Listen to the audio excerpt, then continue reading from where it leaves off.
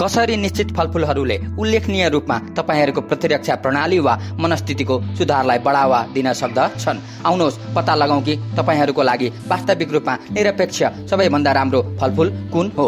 फलफुलहरू एउटा स्वस्थ आहारको अत्यावश्यक भाग हुन् जसले हामीलाई महत्त्वपूर्ण पोषक तत्त्वहरू, फाइबर र एन्टिअक्सिडेन्ट प्रदान गर्दछन्। तर धेरै प्रकारहरूको उपलब्धताले गर्दा हाम्रो स्वास्थ्यको लागि कुन चाहिँ सबैभन्दा राम्रो हो भन्ने बारेमा सजिलै अलमलमा परिन्छ।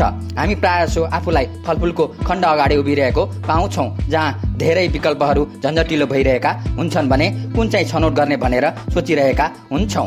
ठिक फलफुलहरूको छनौट गर्नु एउटा मुस्किल कार्य हुन सक्दछ।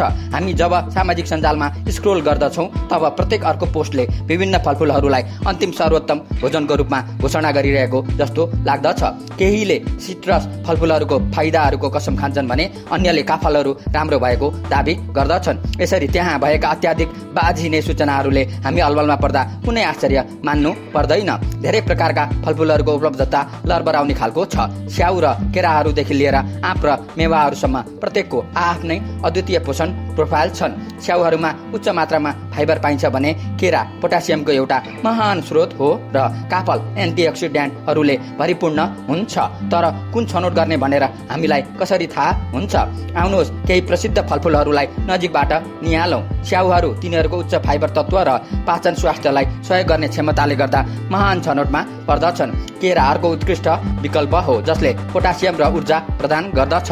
अर्कोतर्फ काफलहरू पोषणको सानो पावर हाउस हुन् जो एन्टिअक्सिडेन्ट र भिटामिनहरूले समृद्ध हुन्छन्। तर अन्य फलफुलहरू जस्तै सुन्तला, अङ्गुर र अनारसहरू कस्ता हुन्छन्? सुन्तलाहरूमा उच्च मात्रामा भिटामिन सी पाइन्छ भने अङ्गुरहरू एन्टिअक्सिडेन्टले धनी हुन्छन् र अनारसहरू म्याग्निजको एउटा महान स्रोत हुन्। धेरै विकल्पहरू उपलब्ध भएसँगै हाम्रो शरीरलाई के आवश्यक पर्दछ र कुन फलफुलहरूले ती लाभहरू प्रदान गर्दछन् भन्ने कुरा आत्मसात गर्नु अत्यावश्यक छ।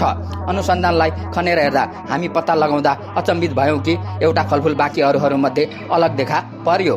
त्यसमा अनारले शीर्ष स्थान लिन्छ। यसको अविश्वसनीय पोषण प्रोफाइलको लागि धन्यवाद छ।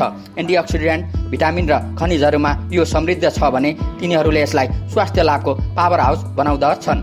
अनारमा जलन विरोधी गुणहरू हुने देखाइएको छ भने यसले मुटुको स्वास्थ्यमा सुधार गर्दछ र निश्चित प्रकारका क्यान्सरहरूलाई रोकथाम गर्न पनि मद्दत गर्दछ। यो फाइबर तत्त्वको लागि पनि समृद्ध छ, साथै पाचन स्वास्थ्य र तृप्ततालाई सहयोग गर्दछ। यी सबै लाभहरूसँगै अनारलाई हाम्रो वरिपरिको फलफुलहरूमध्येको एउटा स्वस्थकर फलफुलको रूपमा आत्मसात गर्दा कुनै आश्चर्य हुँदैन।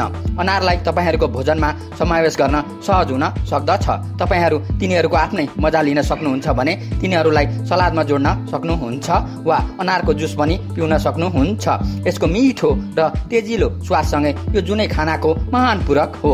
निष्कर्षमा विभिन्न प्रकारका फलफुलहरूलाई हाम्रो आहारमा समावेश गर्दाको महत्त्वमाथि हामीले छलफल गरेका छौँ र केही प्रसिद्ध विकल्पहरूको अन्वेषण गरेका छौँ। जबकि सबै फलफुलहरूका आफ्नै अद्वितीय लाभहरू छन् भने अनार यसको अविश्वसनीय पोषण प्रोफाइल र स्वास्थ्य लाभहरूको लागि खडा हुने गर्दछ। त्यसैले तपाईँहरूको मनपर्ने फलफुल कुन हो? कृपया तल कमेन्टहरूमा जानकारी गराउनु होला। यदि तपाईँहरू स्वस्थकर खानपान सम्बन्धी अझ बढी सुझावहरू चाहनुहुन्छ भने यस्तै प्रकारका अन्य भिडियोहरू पनि हेर्नु होला। धन्यवाद।